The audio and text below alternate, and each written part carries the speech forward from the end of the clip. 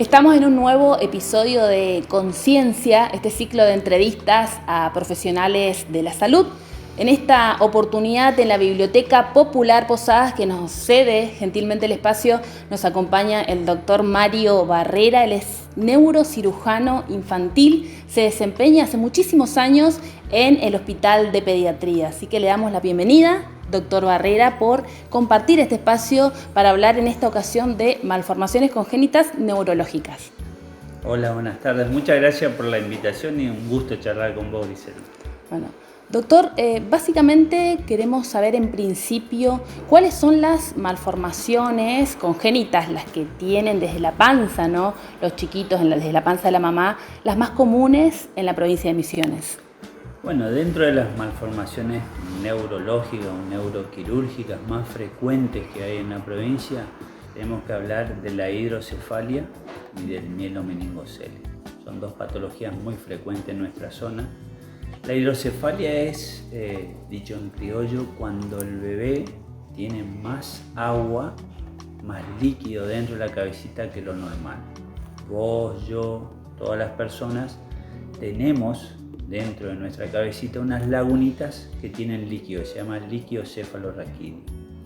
Ese líquido continuamente se está produciendo y eliminando y va circulando por el cerebro y por la columna, cumpliendo una acción de limpieza, de amortiguación, de llevar comida al cerebro y a la médula, ¿sí? Y normalmente eso hace que se produzca y se elimine por distintas circunstancias, ya sean congénitas, es decir, desde el nacimiento o adquirida.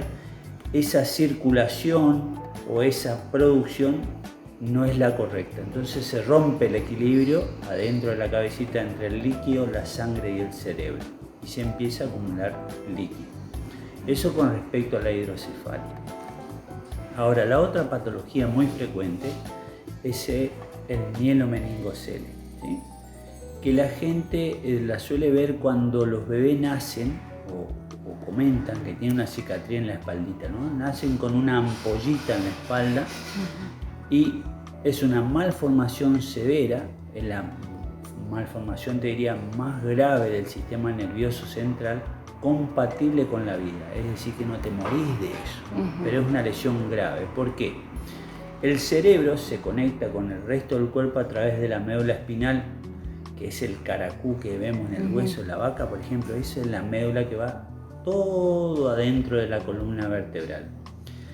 Por distintos motivos, esa médula se interrumpe, se corta y produce esta patología que se llama mielomeningocele. Entonces la información que manda el cerebro llega hasta ese lugar y después no se sigue transmitiendo. Es decir, es un gran cable conductor de energía que, como cuando cortamos los cables de la luz, digamos, cortamos y se corta la luz. Tenemos la posibilidad de pelar el cable, unirlo y que continúe la transmisión. En este caso la medicina no ha podido dar esa respuesta. O sea que de la lesión para abajo siempre va a haber alguna complicación. O sea, el niño que nace con esta patología va a tener alguna discapacidad. Va a tener una discapacidad. Pero se puede tratar, se puede someter a cirugía. Sí. A ver, esta patología, la hidrocefalia y el mielomeningocele, tiene un origen multietiológico, ¿sí? ¿Qué es? Porque la pregunta es ¿por qué me pasa a mí? Claro. ¿Por qué le pasó a mi hijito? ¿No es cierto? Me imagino un padre que ve, digamos, hemos visto en imágenes cómo sale, ¿no? Esto que usted explicaba, como una especie de joroba o el cerebro deformado, la cabeza, digamos, deformada. En la hidrocefalia aumenta el tamaño de la cabeza. Esto sucede por múltiples causas. Tiene que ver con la edad de la mamá, la edad del papá, la alimentación, si utilizan drogas lícitas o no, digamos, ¿no es cierto? Si toman medicamentos. O sea, es muy complejo el origen, ¿sí? Lo que hoy sí ha cambiado, Griselda, mucho es el diagnóstico prenatal. Hoy nuestro Parque de la Salud cuenta con un equipo que es un equipo de medicina fetal que a través de las imágenes se hacen diagnósticos prenatales muy precoces y lo transforma toda esta situación. Vos te imaginás cuando yo nací, en el embarazo de mi mamá, hace más de 50 años, había un médico que era un capo, ¿no? Con las manos, tocaba la panza a la mamá y decía, acá está la cabeza de tu bebé, acá está la espalda, siento la piernita. Te seguía todo el embarazo, llegaba al nacimiento, hacía el nacimiento esa relación que había que sigue habiendo entre la madre embarazada y su obstetra, una relación binaria muy fuerte. Hacía el parto, decían en aquella época, y por ahí decía, epa, nació Mario, pero le falta una mano. Ahí te enteraba de lo que pasaba. ¿Sí? Hoy nosotros, a través de un equipo de medicina fetal, que es un equipo multi e interdisciplinario que trabaja en la maternidad, cuando alguien hace una ecografía prenatal y nota alguna alteración, es derivado de este equipo. ¿Sí? Y que tiene una atención no solo de la embarazada, sino de la familia, integra al padre a ese problema y le podemos decir precozmente, bueno, mira, tu bebé tiene tal problema, tiene una cardiopatía, nosotros ya le vamos a llamar al cardiólogo para que hable y te explique qué es lo que hay que hacer con tu bebé. Tiene una malformación abdominal, le llamamos al cirujano que venga y te explique qué vamos a hacer. Y en nuestro caso, a los neurocirujanos, cuando nos encontramos con un diagnóstico de hidrocefalia o de mielomeningocele, nos llaman para que nosotros intervengamos y empecemos a hablar con la familia de qué se trata, cómo se trata, qué es lo que hay que hacer, qué es lo que no hay que hacer. Es muy importante decir, Griselda, que estas dos patologías se detectan precozmente, prenatalmente, y el embarazo tiene que llegar a su final. ¿Sí? No son indicaciones de interrumpir el embarazo, no es una indicación de adelantar el embarazo. ¿Sí? A veces es indicación de cesárea, pero eso lo va a determinar el obstetra. ¿Sí? En el caso de los mielomeningoceles siempre van a cesárea. Ahora, vos me preguntabas hoy si requieren de cirugías correctivas para eso. Claro. Sí. O sea, estas son dos patologías que requieren. El tratamiento es quirúrgico, no existe otro. Hablemos por separado. Hablamos de la hidrocefalia, siempre le decimos a la mamá, a los papás, mirá, tiene más agüita que lo normal en la cabeza, vamos a esperar que nazca, le hacemos una tomografía, certificamos el diagnóstico y programamos la cirugía. ¿En qué consiste la cirugía? La cirugía gold estándar, la más frecuente, la más sencilla, entre comillas, dentro de la complejidad que es una neurocirugía, es colocar lo que la gente conoce como una válvula. ¿Qué es esto? Nada, es un sistema de derivación, así se llama, sistema de derivación ventrículo peritoneal, es decir, de esa lagunita que se llama ventrículo va al peritoneo a la panza. Nosotros hacemos un puentecito, como ese líquido no puede salir, conectamos el cerebro con la panza para que elimine ese líquido, vuelva a tener el equilibrio normal entre el líquido, la sangre y el cerebro para que pueda crecer el cerebro. Si vos no haces esa intervención, lo que hace es que aumenta la cantidad de líquido, se agrandan esas lagunitas y el cerebro, que es tan noble, que hace, primero se retrae, le da el espacio. Cuando eso no es suficiente, el cerebro empieza a crecer la cabeza. Entonces, cuando nosotros vamos a intervenir sobre un chico que es macrocéfalo, que tiene una cabeza grande, por hidrocefalia, ya llegamos tarde. ¿El chico se puede morir de eso, doctor? Sí, las hidrocefalias que no son tratadas, liberadas a su libre evolución, de cada 100 chicos el 50% se muere dentro del 1 a 2 años de vida. Ellos se mueren indefinidamente. ¿A qué edad hay que operar entonces? ¿Nace la criatura con hidrocefalia y en qué momento? Si vos haces el diagnóstico precoz, el tratamiento es precoz. Lo que vos te asegurás es decir, vos haces el diagnóstico y lo único que necesitas es que el chico esté en condiciones. Condiciones de recibir una cirugía, que no esté anémico, que no tenga dificultad respiratoria, que no esté infectado. ¿Sí? Pero en general, ¿qué hacemos nosotros? Hacemos el diagnóstico prenatal, hacemos el seguimiento de todo el embarazo, se programa en la cesárea y ni bien nace, en el caso de la hidrocefalia, nosotros hacemos lo que te digo, le pedimos todos los laboratorios prequirúrgicos, hacemos la tomografía que nos certifica el diagnóstico y lo operamos. Eso llevaría dentro de la semana de nacido, ya se operó. Un recién nacido operamos. Es un recién nacido. Ahora, En el caso del mielomeningocele, que es lo que yo te decía, esa alteración en la espaldita, es mucho más complicado charlarlo con la mamá, porque siempre aparece la culpa.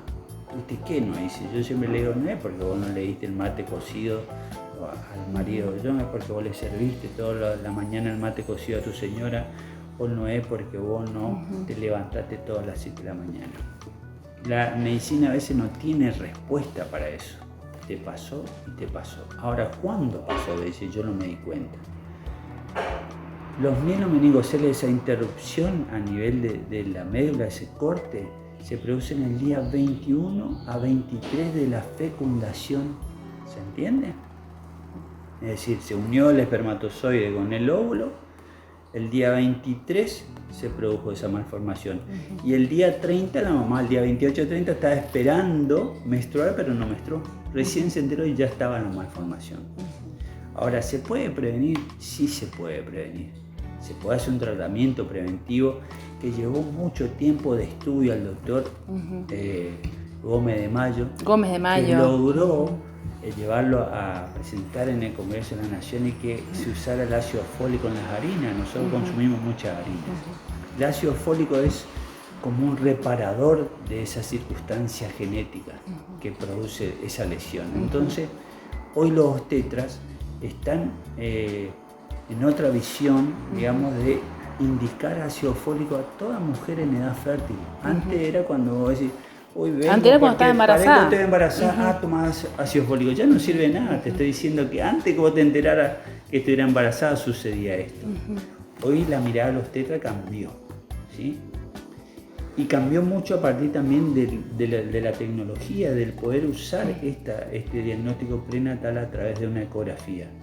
Hoy la ecografía en manos expertas, en manos que tienen conocimiento, nos permiten prácticamente entrar en la panza de la mamá y acurrucarnos con el bebé.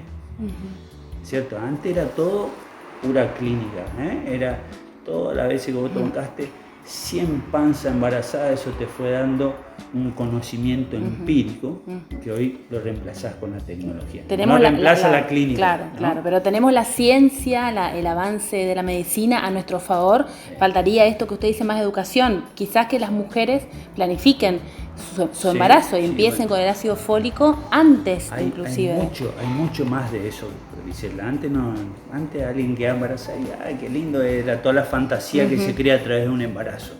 Hoy hay mucha planificación y vuelvo a decir, hay mucho apoyo de la gente de imagen y de obstetricia que ha cambiado también esa mirada de indicar antes, de aconsejar antes. Y como te decía, cuando nosotros nos encontramos con un bebé que tiene un diagnóstico de mielomeningocele, ahí sí hacemos un trabajo familiar, hacemos un acompañamiento durante todo el embarazo, se programa la cesárea y lo ideal es operar al bebé antes de las 6 horas. Decía. Entonces nosotros hacemos la cesárea en un quirófano y si el bebé está en todo en condiciones, lo estamos operando nosotros, el otro equipo está operando a su bebé antes de las 6 horas en el quirófano al lado. Eso ha disminuido mucho o ha mejorado mucho en realidad la calidad de vida posterior. Si prestaron atención a esa indicación que yo les decía de que es el gran cable conductor que se cortó, de la médula van saliendo pares de nervios que van a inervar los distintos músculos, órganos, ¿sí? Cuanto más baja sea la lesión, cuanto más bajo, es mejor el pronóstico porque hay menos nervios que están comprometidos. Lo que sí siempre, el 99,99% de las veces va a estar comprometido los nervios que inervan la vejiga y los que inervan el recto. Es decir, que ese bebé va a tener dificultad para orinar o para hacer caca. ¿Y eso va a ser toda la vida, doctor? Indistintamente de la cantidad de cirugía. Eso se llama vejiga neurogénica. ¿Sí? Toda la vida va a ser así porque te decía, la cirugía que hace recompone lo más anatómicamente posible la lesión, pero no logra la unión de ese cable para que siga la transmisión. ¿Se entiende? Sí, entonces, es como que vos tengas en la espalda 10 nervios con cablecitos que prenden un foquito. Si yo corto a donde aparece el mielomeningocele, los focos que están por debajo de esa lesión no se prenden nunca más. Y la medicina no logró todavía descubrir cómo hacer esa conexión para. Entonces siempre van a tener dificultad. O sea, van a orinar porque la vejiga se llena y por rebosamiento. Entonces los padres tienen que aprender a sondar esos bebés para ayudarla a que no quede esa vejiga llena que sirve como un caldo de cultivo para probables infecciones con los bichos que tenemos todos habitualmente. Son bebés por naturaleza constipados porque, te vuelvo a decir, no sienten que tienen el deseo de defecar o de hacer caca, para que la gente entienda. Entonces siempre hay que ayudarles con la dieta. Vamos ahí. Entonces, si se operan, el tratamiento es neuroquirúrgico, no hay otra forma. En la hidrocefalia tenemos algunas alternativas, pero siempre son técnicas quirúrgicas. Es decir, a veces no se utiliza una válvula, ¿sí?